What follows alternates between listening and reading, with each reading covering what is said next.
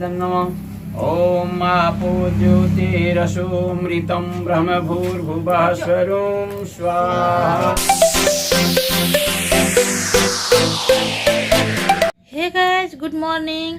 आप लोग को तो पता चल ही चुका होगा कि मेरे पापा अब नहीं रहे इस दुनिया में, शिव तत्व में विलीन हो चुके हैं और बहुत कुछ यादें हम लोग के लिए छोड़ के गए हैं। पापा अपना शरीर त्यागे हैं बट हम लोग के साथ है। पापा जब से शिव तत्व में विलीन हुए हैं तब से तो मुझे बिल्कुल कैमरा के आगे आने का इच्छा ही नहीं हो रहा था। सभी लोग बोलने लगे कि इतना मेहनत तुम्हारा बेकार हो जाएगा, तुम बनाओ। और वो चले गए हैं बट वो हम लोग के साथ है और फील भी होता है कि मेरे साथ है। तो कुछ बोल भी नहीं पा रही थी, बिल्कुल कैमरा के आगे मुझे आने का थोड़ा भी इच्छा नहीं हो रहा था। इस रीज़न से मैं बता भी नहीं पाई आप लोगों को, बस थोड़ा सा मैं शॉर्ट वीडियो ही डालती थी तो उसे तो आप लोगों को पता चल ही चुका होगा। मैं कैमरा पर आकर मैं आप लोगों को नहीं बताई तो इसके लिए सॉरी, इग्नोर प्लीज़ कीजिएगा आप लोग और मुझे सपोर्ट कीजिए। जैसे आप लोग पहले सपोर्ट करते थे उसी तरह आप लोग का सपोर्ट मुझे चाहिए। तो चलिए आप लोग बने रहिए। और पापा का जो थोड़ा वीडियो मैं बनाई थी हॉस्पिटल में और जो उनके कर्मकांड जो है यादगार के लिए मैं रखी तो हूँ बट मैं यूट्यूब पे डालना चाहती हूँ। ऐसे मैं रखूँगी इधर उधर हो जाएंगे वीडियो, यूट्यूब पे अब तो रहेगा, इस रीज़न से मैं यूट्यूब पे डालूँगी। और पापा का जो है जीवनी वो थोड़ा मैं बहुत बोलूँगी, ज़्यादा तो नहीं बोल पाऊँगी। मेरे पापा बहुत ही अच्छे थे, जो उनके लायक हम लोग ही नहीं थे। मैं तो यही समझती हूँ, जितने अच्छे मेरे पापा थे उतने अच्छे हम लोग नहीं थे। और मेरे पापा जितने संघर्ष किए हैं, बहुत ही संघर्ष किए, बहुत ही त्याग किए, मैं सारा कुछ थोड़ा बहुत बताऊंगी। तो चलिए पापा का मैं दिखाती हूँ और थोड़ा बहुत जीवनी बताती हूँ। तो चलिए आप लोग बने रहिए।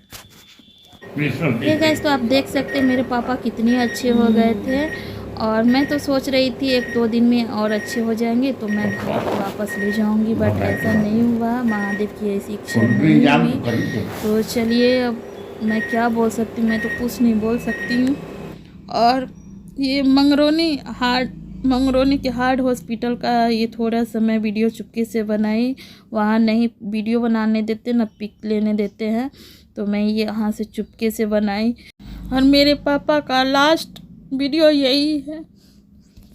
और ये जो है पापा को मैं घर लेकर आई थी तब का है। और यहाँ ये जो मुक्ति धाम बोला जाता है श्मशान, वहाँ का है। दरवाज़ा पर पिक किसी ने लिया भी नहीं। और मेरे पापा बीजेपी पार्टी के कर्मठ कार्यकर्ता थे और बीजेपी पार्टी के सदस्य जैसे ही सुने वैसे ही श्मशान में पापा के पार्थिव शरीर का दर्शन करने आए थे। पापा के पार्थिव शरीर पे झंडा डाल के नारा लगाया गया था। और ये मेरे बड़े वाले भैया हैं जो बैंक ऑफ इंडिया में कार्यरत हैं। और यहाँ मेरे पापा के नाम पर यज्ञ हो रहा है। तया मध्यमेघयाग्ने मेधाविनं कुरु स्वाहा। भूर्भुवः स्वः तत्सवितुर्वरेण्यं भर्गो देवस्य धीमहि यो यो नः प्रचोदयात् स्वाहा। त्र्यम्बकं यजामहे सुगन्धिं पुष्टिवर्धयं पात स्वस्तिभिः सदा नः स्वाहा।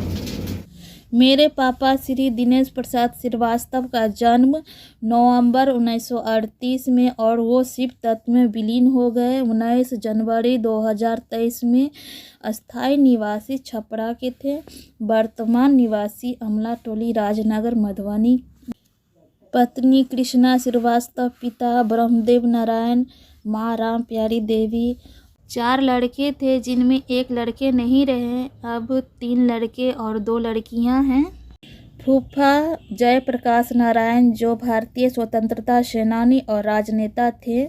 फूफा की लड़की सुधा श्रीवास्तव जो नाथनगर विधानसभा के 4 बार विधायक रह चुकी है।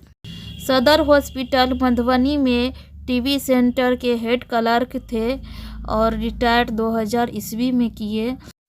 वे हॉस्पिटल में भी संगठन चलाए थे, उसमें जिला अध्यक्ष थे और 17 ब्लॉक के सेक्रेटरी थे और हनुमान जी के परम भक्त थे और उन्हें पूजा करने में 2 घंटे लग जाते थे। कुछ भी हो जाता था बट पूजा करना छोड़ते नहीं थे। हम लोग पूजा के लिए भी बहुत बोलते रहते थे, इतने देर आप करते हैं, तबीयत खराब हो जाती है, फिर भी वो नहीं छोड़ते थे और वो बोलते थे कुछ भी हो जाएगा मैं पूजा नहीं छोड़ूंगा, भगवान को नहीं छोड़ूंगा, वो जिस तरह मुझे रखे।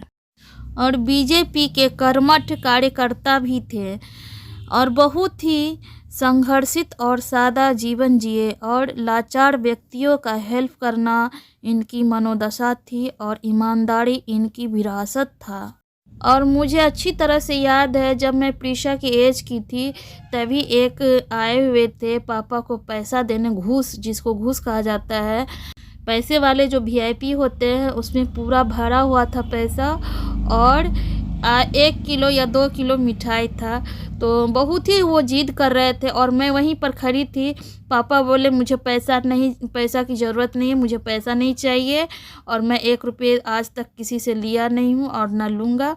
और ठीक है, आपको इच्छा है तो मिठाई आप खिला दो, मिठाई दे दो घर में और बाकी जो है आप वापस करके ले जाओ।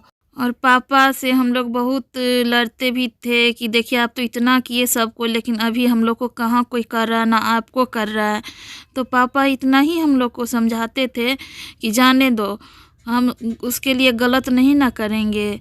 और बाहर और रिलेशन के भी लोग बोलते थे कि ये पोस्ट पर तो सभी लोग कितने आगे बढ़ गए हैं और ये तो यहीं पे रह गए हैं। मेरी बहन भी बोली कि मेरे ससुर इन्हीं के पोस्ट पे है, तो देखो कितना ज़मीन खरीदे हैं, सारा चीज़ किए हैं, और फूफा उतना ही पे हैं, कुछ किए भी नहीं हैं। वो देखिए कुछ भी अच्छाई जो होता है लास्ट में पता चलता है, वो आज हम लोग को पता चल गया कि पापा हम लोग के कितने अच्छे थे और अच्छे काम करके गए हैं, तभी चलते फिरते चले गए, कोई ज़्यादा कष्ट भी नहीं हुआ और जहाँ भी गए उनको अच्छे जगह ही मिला होगा। और पापा हर वक्त यही बोलते थे कि सच्चाई की राह पर चलो और अच्छे राह पर चलो तो तुम्हारी हर जगह जीत है।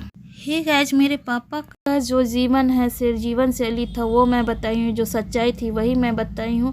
दिनांक 22/1/2003 को पूर्व मंत्री डॉक्टर श्री रामप्रीत पासवान जी, पूर्व विधायक श्री रामदेव महतो जी, श्री जगदीश देव जी, श्री मृत्युंजय कुमार जी उर्फ कुंदन, श्री सौरभ कुमार जी, श्री परमानंद झा जी तथा अन्य सहयोगी भी मेरे निवास स्थान अमला टोली राजनगर पर आकर मेरे पिताजी के निधन पर अपनी हार्दिक संवेदना को व्यक्त करते हुए हम सभी परिवारजनों को साहस तथा धैर्य प्रदान किए। हम अपने परिवारजनों के साथ उन सभी के प्रति आभार व्यक्त करते हैं।